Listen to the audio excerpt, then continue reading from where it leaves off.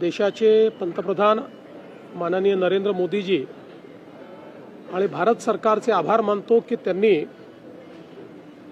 युद्धामुळे जे काही तेलाचे भाव वाढले आहेत त्याचा इम्पॅक्ट हा सामान्य ग्राहकावर येऊ नये म्हणून प्रति लिटर पेट्रोल डिझेलवरची एक्साइज ड्यूटी ही 10 रुपयांनी कमी केली आहे।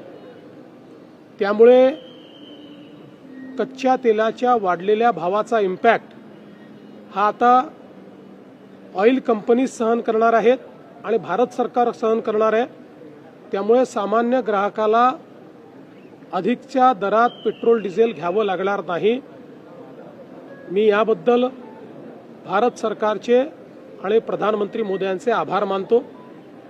विशेषतः ज्यावेळी आपल्या आजूबाजूच्या देशांमध्ये जवळपास शटडाऊनची स्थिती आलेली आहे, पाकिस्तान असेल, श्रीलंका असेल, बांगलादेश असेल, या लोकांनी गॅस आणि पेट्रोलच्या कमतरतेमुळे जवळपास ऑफिसेस बंद केलेले आहेत, इन्स्टिट्यूट्स बंद केलेले आहेत। अशा वेळी भारत सरकारने अतिशय उत्तम मॅनेजमेंट करून आपल्याकडे पेट्रोल डिझेलची कुठलीही कमतरता होऊ दिलेली नाही, घरगुती गॅसची कुठली कमतरता होऊ दिलेली नाही। मी केवळ सर्व लोकांना ही विनंती करतो की विनाकारण अफवेच्या आधारावर ग्राहकांनी पेट्रोल पंपावर रांगा लावू नये।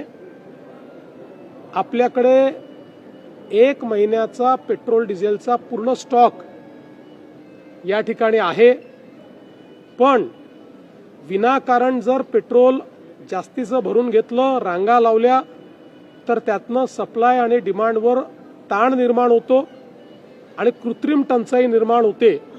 त्यामुळे अशा प्रकारची कृत्रिम टंचाई निर्माण होऊ नये या दृष्टीनं आपण नेहमी ज्या प्रकारे पेट्रोल डिझेल भरतो तसंच पेट्रोल डिझेल हे ग्राहकांनी भरावं।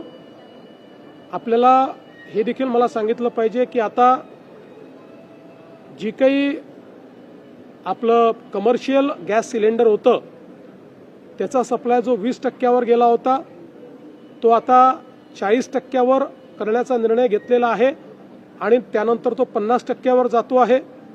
त्याच्यामुळे त्यामध्येही आता मला असं वाटतं की मोठ्या प्रमाणात रिलीफ हा प्राप्त होणार आहे आणि ज्या प्रकारे भारताची डिप्लोमसी चाललेली आहे आणि माननीय प्रधानमंत्री मोदींचं इंटरव्हेन्शन चाललं आहे, त्या दृष्टीनं मला असं वाटतं की पुढच्या काळात तोही सुरळीत होईल अशी अपेक्षा आपण धरूया।